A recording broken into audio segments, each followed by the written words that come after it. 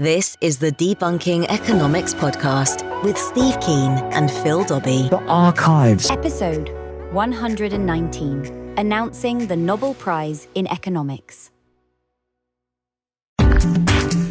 Welcome to the Debunking Economics Podcast with Professor Steve Keen. I'm Phil Dobbie, and the Nobel Prize was announced today for economics, actually for economic sciences, because yes, economics is a science apparently. We know who the winners are, so are they a good choice? And next year, a new prize, the Nobble Prize for economics. Yes, you heard it here first. We're going to talk about that today on the Debunking Economics Podcast. So the Nobel Prize for economics, worthy choices this year? Well, you'd expect Steve Keen to be a little bit dubious, which is why he wants to start this new prize. But I wonder if the prize winners for the Nobel Prize so recently haven't been that bad, really. I mean, last year it went to Robert Thaler, whose speciality is behavioral finance. He's a critic of the Chicago School of Economics, so surely that would be a win for those opposed to neoclassic economics, like Steve.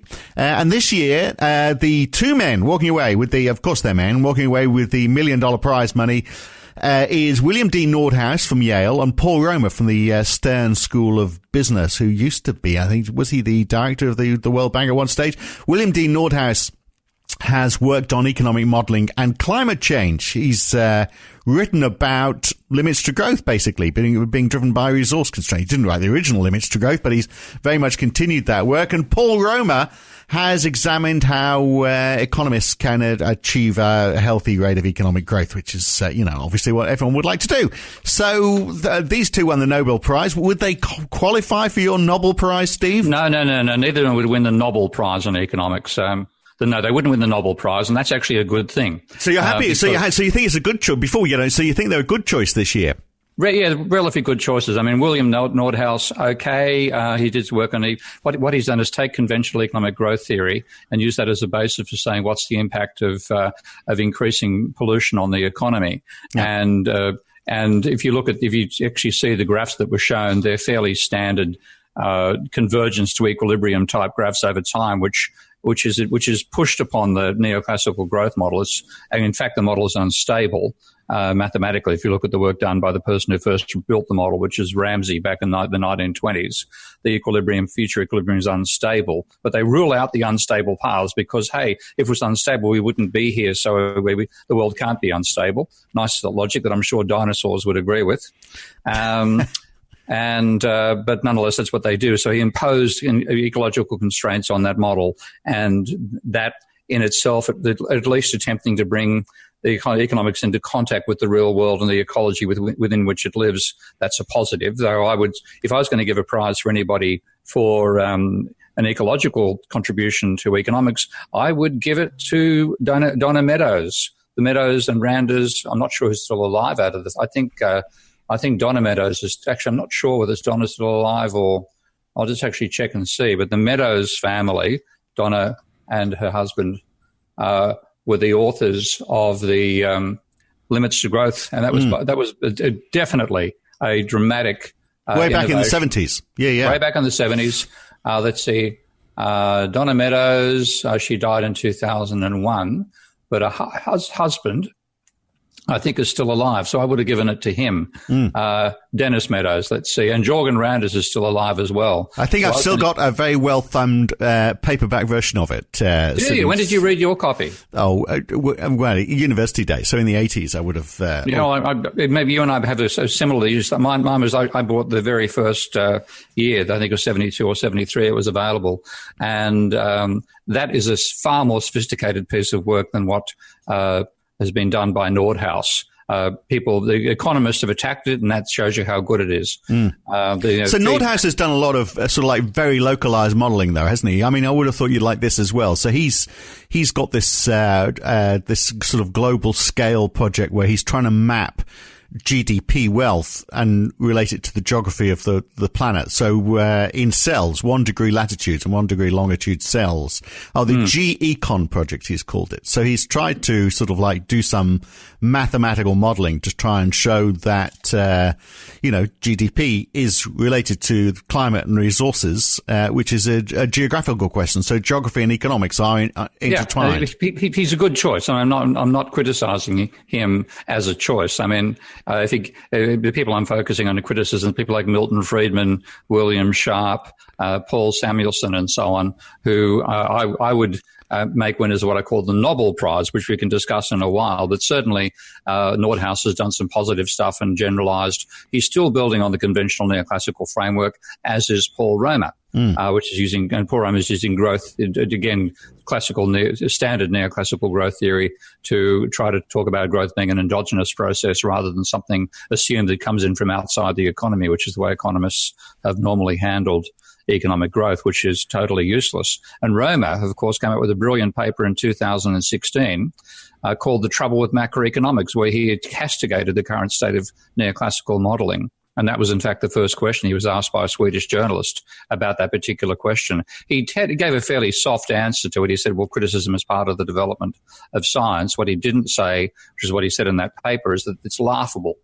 What's called neoclassical economics. You might as well have a gremlin setting the interest rate, a troll changing the labour market, and ether existing. He was incredibly castigating in that paper, and I now hope the paper gets more currency because that's a superb criticism of the state of neoclassical economics, and for that reason he could not possibly be a winner of the Nobel Prize in economics. So these are your people, Steve Keen, who are getting some credence and some recognition in the economics profession.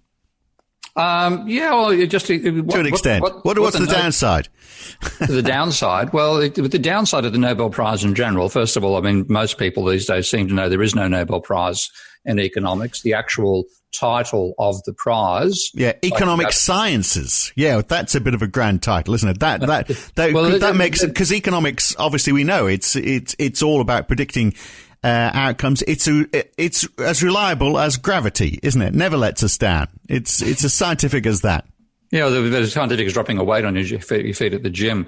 The actual title is if I can pronounce this, speaking Swedish is not easy. I love the fact that Janis Varoufakis said that when he spoke at the meetings of finance ministers in the European Union, he might as well be, we're talking economics, he might as well be singing the Swedish national anthem. And I think the Swedish national anthem is extremely hard to sing. So the actual title of the prize is the Sveriges Riksbank Prize in Economic Sciences in memory of Alfred Nobel, which, of course, Swedish Nobel, that's the central bank of Sweden. And it instituted the prize in the first instance in 1969. There was no Nobel Prize for economics in Alfred Nobel's bequest. There was, I think it was chemistry, physics, literature, and the arts, and those are the genuine Nobel Prizes. This is a slap-up job actually paid for by the Swedish central bank and the funds they've organised, not paid by Nobel's bequest, to make economics appear scientific when it's nothing of the sort. And I've seen quite a few people arguing over time, and I think I've come down to agreeing with them. It gives a legitimacy to economics it doesn't deserve. Because most of what happens in genuine sciences is well paraphrased by, I've forgotten the originator of the saying, but saying the great tragedy of science is a beautiful hypothesis killed by an ugly fact. Well, the economists never let ugly fact get in the way of beautiful hypotheses. They've come out with this absolute garbage assumptions, and they talk about them in simplifying assumptions. I call them bonking mad assumptions, barking mad assumptions. I've got to work out which I prefer, bonking or barking. Absolutely insane, stupid ideas, nonsense of the first order that was then taken seriously by the profession. So would you include last year's winner in that? So yep. Robert Thaler, who did the man behind nudge theory. Now, I've been trying to read up on this, and all I can see on nudge theory is it's a statement of the bleeding obvious. And the example I found was that, for example, it's all to do with human behavior. And I, for example, might put off making a decision about choosing a pension scheme for my retirement. So the government mandates sort of an automatic enrollment into a scheme, and that forces me to act to do something. And therefore everyone gets enrolled into a pension scheme. That's nudge theory. We get nudged into doing something. Is that a theory, or is that just a statement of the bleeding obvious? Oh, that's often what happens. You often get these ponderous mathematical expressions that actually state either the bloody obvious or the bloody absurd. And you got your choice. Which do you want? Do you want something obvious made complicated or something absurd made? So you come across nudge theory? Is that just about it? Have I explained it? Yeah, pretty much. You pretty much got it. So 30 seconds to describe the man's work. Yeah, Nobel Prize for the bleeding obvious. But the ones I'm actually worried about are the Nobel Prizes for total absolute nonsense. Then become part of how economics develops. So who have been the biggest culprits for that then? Oh, without a doubt, the absolute global winner of the Nobble Prize. We better explain the word Nobble first of all. Yeah. Nobble, because it's nothing to do with your knees. Huh? Nothing to do with your knees. No, not there being knobbly knees. If you get the Nobble is it's the informal British slang, and the definition, if you look, you get the dictionary coming up, if you search on Google, try to influence or thwart by underhand or unfair methods. Right. Synonyms: bribe, corrupt, buy off, pay off, induce, lure, entice, grease someone's palm, or the second is obtain dishonestly or steal. Right, so you're not saying, so the Nobel Prize, you're not giving the Nobel Prize to someone who's just very bad. You're giving the Nobel Prize to somebody who is trying to subvert or use dishonest means to claim this prize. Exactly. And that's what the Nobel Prize in economics is all about. That's worse than just being a bad at your job. Right. You've been a successful bad asshole. Right. Okay. French there. So like my favorite, so what the idea occurred to me because you hear so much about the Nobel Prize, and I know that first of all, it's not a Nobel Prize. And secondly, most of the people who've won the Nobel Prize have come up with absolutely crazy ideas that the profession then takes seriously, and then it ends up causing misery for humanity when these ideas ever turn up in economic policy. So is that because their ideas are not tested? They're not peer reviewed? Is that? Oh no, they're peer reviewed, but their peers are equally mad. I mean, their peers let this crap through. I mean, economics, people take economics as a science. And in maybe 1 or 2 centuries, it might become one, but it has been going backwards for not just for 30 years, as Paul Romer said in his paper, The Trouble with Macroeconomics. It's been going backwards for about 250 years. I actually date the beginning of the economics going off the rails to Adam Smith, which I'll be explaining when I finally write my own magnum opus on economics. But I see him as leading us astray. We actually started well with the work of the physiocrats, saying that all wealth comes from the land, which fundamentally is saying that all wealth comes from the energy we find for free in the universe. Yeah. And that's true. And Smith then took us sideways. But the neoclassicals have taken this to an art form level in terms of distracting you from the important stuff and coming up with nonsense whenever their theories fail to work. So it just occurred to me that my poor girlfriend got the fright of her life here because I was thinking of the Nobel Prize and I'm thinking Nobble. Because how can I send this up? And I thought Nobble, and I hadn't used the word for a long time, and I looked it up in the dictionary because it had perfect meaning. So I just exclaimed, "Yes!" She jumped out of her skin. I was so loud with the exclamation. So it's your eureka moment. It's one of my eureka moments. So this isn't sending out professions. So we need to have a Nobel Prize in economics. Before we get on to, let's go back to that in a second. But just, you talked about, before Adam Smith, economics was really related to the land and energy. I mean, Nordhaus is, with that model, that G-Con project, I mean, he's almost going back to that then, isn't he? Because he's saying, well, okay, yeah, wealth is related to the land, which is to do with geography. That's got to be energy related. It's an improvement, but what he's trying to do is to reach that position by extending the existing theory, where the existing theory assumes the ecology is a subset of the economy. Now, that's really good. You can lose the ecology and still have a functioning economy. Okay, so he's trying to... I'm sorry, the other way works. He's trying to retrofit the theory rather than working for the ground up. So look, the ecology overall, it rules everything. You start from the ecology because you wouldn't have an economy without free energy, and that's what economists don't understand still. I have done the very first work that actually brings that together properly, which still surprises the hell out of me that I did, because some very bright people have been trying to do the same thing, and they didn't see an obvious element that I saw, which is you have to regard labour and capital and energy not as separate means of production, but labour and capital as ways of harnessing energy to do useful work. And that just changes the whole mathematical structure of how you think about production. And it gives you a direct link between the economy and the ecology as well, because... Well, labour is driven by energy, of course. Labour. The little insight was labour without energy is a corpse, and capital without energy is a sculpture. And so they both need energy to be activated, and what they do is they channel energy, which would otherwise be destructive if you added it independently. If you imagine adding a burst of energy, let's say 10 megatons of energy, independently of the machinery and the workers inside a factory, you have Hiroshima. You don't have a Toyota. You have Hiroshima. Oh, I could take it. I'd be working so much if you gave that to me. I could take it. I would work so much more efficiently. I sense we're going a bit all over the place here. So let's get back. That's all right. We do, as we often do. Let's get back to Nobble then, because the word Nobble, as you're saying, Nobble means that you are, you're actually trying to cheat, almost like cheat the system. You have, and economics has cheated science for the last, I could take it back to Smith, but I'd say that the conscious cheating of economics began with Milton Friedman, in particular, in 1966 in a paper called The Methodology of Positive Economics. And this has to be the winner of the Nobel Prize for economics, for the history of humanity. But it will also be when I want to start announcing the Nobel Prize in economics on the same day, and possibly in the same town as the Nobel Prize, starting from next year, which will be the 50th anniversary of the Nobel Prize in economics, the first awarded in 1969. You are such a shit stirrer. Thank you, mate. Oh, coming from you, that's high praise. But yes, we're going to have the Nobel Prize in economics, right? And it'll start in 2019. Right. Who would you have given it to this year? By the way, I do fear some sort of legal action going on, because you're not actually just saying that they're incompetent. The word Nobble is saying that somebody is trying to cheat the system, isn't it? Well, you wait till I read out to you some of the texts that I think gives people the deserves to get this reward. Okay. So I'll choose, I have on my screen at the moment, I have my four of my favorite nominations for the Nobel Prize in economics. Only one of them did not win the Nobel Prize in economics. So let's start with him.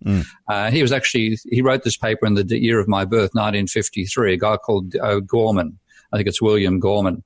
In a paper called Community Preference Fields. And what he was considering is that neoclassical theory gives you this nice, simple way, or mathematically simple way, of representing people's tastes in the same way that the weather forecasters represent pressure on a map. So they use isobars to join points of equal pressure. Economists use what they call indifference curves to join combinations of goods that gives a consumer equal satisfaction, and they then derive their individual demand curve from that front. Now, what they jump over in all the textbooks is, okay, that derives it for a single individual. And that gives you a downward sloping market demand curve, which is an essential part of neoclassical economic theory, that, demand falls as price rises. And that idea so they can prove it, assuming people behave the way that they do with these indifference curves. They can prove that an individual's what they call Hicksian compensated demand curve necessarily slopes downwards. So demand falls as price rises, demand rises as price falls. And that's called the law of demand. Now, textbooks think it's just a simple way to go from individual to a market demand curve. You simply add up everybody's individual demand curves. That doesn't apply in general, because one part of deriving that individual demand curve is the belief that you can change the relative prices without changing income.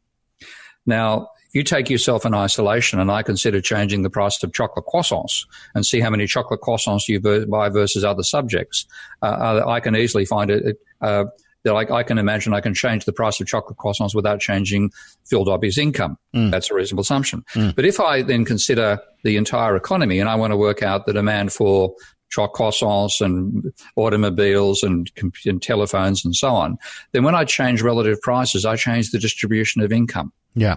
Okay. Starting with the chocolate croissant manufacturers, who can suddenly buy it. If the price falls, they can't buy as much. So there are income effects of changing relative prices when you try to sum individual demand. You can't hold that income constant anymore. Now, the first person to work out what this meant was William Gorman. And he wrote a paper called Community Preference Fields in 1953, which was forgotten by the profession. It was rediscovered later and called the Sonnenschein-Mann-Schulte-Brewer theorem after the second round of people that discovered this condition. But what he wanted to say was, can I derive a set of indifference curves for a whole society? And he said, yes, I can. I can derive, just like we've got a little map for individuals where we derive the individual demand curve, we can derive a community, what he calls a community indifference locus, which is a set of curves describing the utility of the entire economy. Simple. And here he said, there's just one condition. He said, we will show that there is just one community indifference locus through each point if and only if the angle curves for different individuals at the same prices are parallel straight lines. Gobbledygook statement. He then clarifies it a few sentences later, quote unquote. This one should be obvious. The necessary and sufficient condition quoted above is intuitively reasonable. It says, in effect, that an extra unit of purchasing power should be spent in the same way no matter to whom it is given. Just how many chocolate croissants can a man take? No, it's not that. It's Bill Gates is walking up to buy his chocolate croissants. He sees an unemployed, he sees a homeless person. Gives the homeless person $10. Homeless person goes and buys, buys some crack cocaine. Because how else can you cope with being homeless? On the other hand, if the homeless person sees Bill Gates and wants to say how famous he is, he make a sense. I gave money to Bill Gates. He's going to give Bill Gates $10. And Bill Gates will then go and spend that $10 on crack cocaine. Or the other possibility is that Bill Gates gives $10 to the homeless person, and the homeless person then goes and buys a tiny fragment of Da Vinci's Coda, because that's the main thing in terms of discretionary spending apparently that Bill Gates does. He's trying to collect all of Leonardo da Vinci's works. So your point is money means different things to different people based on how much money they've already got. Differently. It is not intuitively. It is, pardon the French, I'm going to go total over. This is the total French word here. This is fucking bullshit of the first order. It is not intuitively reasonable. It is total crap. What they're saying is we're trying to avoid a consequence of our own theory we don't like, because what they wanted to think was they could go from individual demand curves to market demand curves very smoothly. They found, in fact, they can't. In fact, if they say people have different tastes and different commodities have different characteristics as well, then you can't derive a collective set of indifference curves for a whole society, which they regularly use in their work. That includes Nordhaus. Or they have to say that income distribution doesn't change. Changing income distribution doesn't change demand. Now, what that means is, first of all, Bill Gates has got the same taste as a homeless person. What it also means is that you can use part of Da Vinci's Coda the same way you can use crack cocaine, the same way you can use Spam. They're all interchangeable, and people's purchases of those will remain at the same proportion. So this is the problem of, total bullshit. But this is the problem of so much economics, isn't it? That people economic theory lets people get away with. This stuff gets published in a journal rather than somebody saying, you've got to be kidding.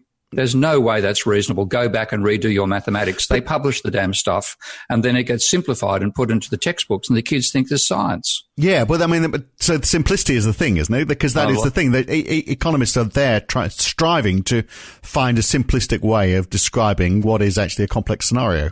And that they should be realizing occasionally they reach log jams and they've got to change direction. But what they do instead is come up with a total bullshit assumption to get them over it. So that's William Gorman. He should have got the Nobel Prize for that. That's as absurd as 90% of the Nobel Prize winners. Who else is a contender for your first? Well, there's absolutely no contest for the first role. Friedman wins absolutely because he legitimized getting away with bullshit assumptions like that. And this is a paper called The Methodology of Positive Economics, which he wrote in 1966. He got the Nobel Prize in 1976. So he's one of these double winners. There'll be quite a few of them when we finally publish the Nobel Prize to Economics book. So in The Methodology of Positive Economics, he gave the license to economists to come up with absolute nonsense and justify it. So here it is. Truly important and significant hypotheses will be found to have, inverted commas, assumptions, close inverted commas, that are wildly inaccurate descriptions of reality. And here's the punchline. And in general, the more significant the theory, the more unrealistic the assumptions in this sense. The reason is simple. A hypothesis is important if it explains, inverted commas, much by little. That is, if it abstracts from the common and crucial elements from the mass of complex and detailed circumstances surrounding the phenomena. And to explain it permits valid prediction on the basis of them alone. To be important, therefore, a hypothesis must be descriptively false in its assumptions. Now, there's a grain of truth there, and this grain of truth is what they drag out to defend this crap every time they get attacked over it. And they say, look, if you had a map of the London Tube, this is a popular example they use, it wouldn't work. It was completely realistic. You've got to abstract from so much of reality to use the London Tube map. But the London Tube map connects the right suburbs on the right lines. It leaves out, it makes simplifying assumptions. They are justifying what I'm calling barking mad assumptions, using exactly the same thing. And like a barking mad assumption would be to assume that you can hop into Piccadilly and come out at, what's my favorite, Cockfosters in one train journey. No, you can't. If you try to use a map that did that, you'd be going crazy. And that's what economics has done. It's produced a crazy map and justified on the basis that's a simplifying map. So Friedman, by giving that license, and everybody who gets challenged about an absurd assumption defends themselves on the basis of Friedman's methodology statement. He is outright, without fail, the winner of the universal Nobble Prize in economics. Right. So he goes into the Hall of Fame. You've got one. Absolutely. You've got one more then. Oh, two more, but I'll probably choose. It's a difficult choice here. Sharp or Samuelson? I'll read Sharp because Samuelson's on the same point as Sharp. But actually, I'll give Samuelson an honourable mention here. He's definitely going to win a Nobel Prize. But here's him on the same point as Gorman in a paper called Social Indifference Curves, written in 1956. And he says, if within the family there can be assumed to take place an optimal reallocation of income so as to keep each member's dollar expenditure of equal ethical worth, then there can be derived for the whole family a set of well-behaved indifference contours relating the total of what it consumes. The family can be said to act as if it maximizes such a group preference function. Here's the punchline. And remember, this is American. Okay? The same argument will apply to all of society if optimal reallocations of income can be assumed to keep the ethical worth of each person's marginal dollar equal. By means of Hicks's composite commodity theorem and by other considerations, a rigorous proof is given that the newly defined social or community indifference contours have the regularity properties of ordinary individual preference contours. In other words, America operates like one big happy family, and people before income is spent reallocated around so everybody thinks that everybody else is getting what they should be getting, and on goes American society, and everybody's happy and lives happily ever after. So I'm not quite getting that, but is it sort of saying that everyone understands where they are in society and they're getting... No, it says Rupert Murdoch says, I've got too much, Phil Dobbie hasn't got enough. Yeah, that's what I mean. Okay. So Rupert Murdoch sends you a check and he sends a check to lots of other worthy individuals that don't get paid as much as him. And then after that's all done, we all spend and everybody's happy. Right. Well, I mean, that's America. Well, Rupert Murdoch has sent you a check, and he sent me a check. We've both worked for him, but but I don't think I don't think we were getting paid what we were worth in either of those cases. Actually, to be honest with you, so there's that theory not working. This presumes to defend capitalism. This presumes there's a benevolent dictator who relocates income so everybody's happy with the distribution of income. Nobody complains. That is barking mad. That is not a simple. That is a barking mad assumption. Actually, it deserves a special mention because both those ones predate Friedman's nonsense, and in fact, Friedman. So but that's his answer to the wealth divide. Then is it the very wealthy will realise that they are in an advantageous position, and guilt will get the better of them. Is that the effectively they generously reallocate income, and everybody's happy. Nobody complains anywhere at all about the distribution of income. How's that happening, though? In what? I mean, they're not advocating sending checks, surely. You've got to be. It happens on Pluto. On Uranus. It probably happens on Uranus. I mean, it is a total fantasy vision of a world. It's nonsense. And that's what I call one of these barking mad assumptions that should have been called out and said, Paul, first of all, you're assuming every family is a happy family. So what's the classic? Is it Dostoevsky or all happy families are the same. Every unhappy family is different. I've forgotten the book that comes from, but there's no unhappy families. So everybody's happy and all families redistribute within themselves. And then let's extend that to the entire society. You're barking mad, Paul. This is nonsense. So that's another barking. Right, but these people believe these theories, don't they? So this is a bit different from the Nobble. Your definition of Nobble. See, let's put it another way. Well, because I think the example, the Nobble Prize, and I know you wrote about this in your post where you're writing about this. You're referring to Alan Sokal, the physics professor who actually did submit a paper, knowing it was a hoax paper, and it got peer reviewed, and or maybe it didn't, but it was, but the publications just went ahead and published it anyway, even though it was a hoax. And so his point was there's just not enough checking going on in these journals. And I think there were more social sciences, weren't they, rather than pure science, but of course economics is a social science, so very susceptible to this. So isn't that what you're looking at? People who are actually deliberately almost attempting hoaxes rather than just putting together theories that are plain wrong. Aren't you looking for people who are saying, well, actually, no, I'm just trying it on here. I'm just going to I'm trying people who get to a particular point and pull a hoax on themselves as well as the rest of society, okay? Just because you think so, they haven't questioned it doesn't mean you've got a right to poison the horse that would win if you didn't feed it, if you didn't nobble it with some drugs before the race. And that's what they've done. Right. Okay, well, there we are. This time next year, then, can we hold you to that? Yes, I've got working with the new Real World Economics Review. I suggested the idea to them. And of course, they have put out previously. They put out the Dynamite Award for Economics, which went to Alan Greenspan. That was for the three people who. Three nominated, one at the top. Greenspan was the top. The people who've done the most to blow up the global economy, because the actual Nobel made his money out of creating dynamite, of course. So the Dynamite Award went to him. They gave the Revere Award in economics to me, to the people who most cogently warned of the crisis before it happened.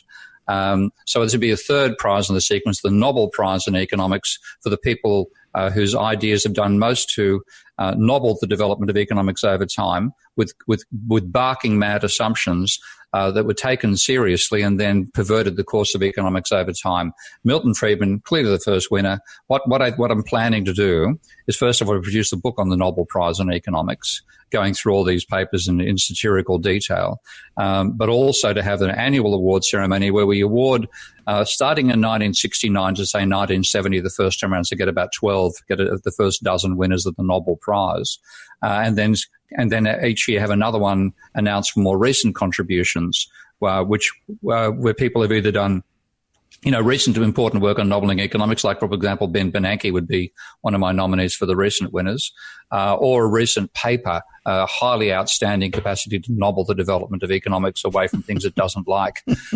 So that'd be every year. And I'm going to see if we can actually do it in Sweden on the same day as the Nobel Prize, at a suitably glitzy location. Right. I'll get my dinner jacket ready. Yep. And look, any litigation that follows, nothing to do with me.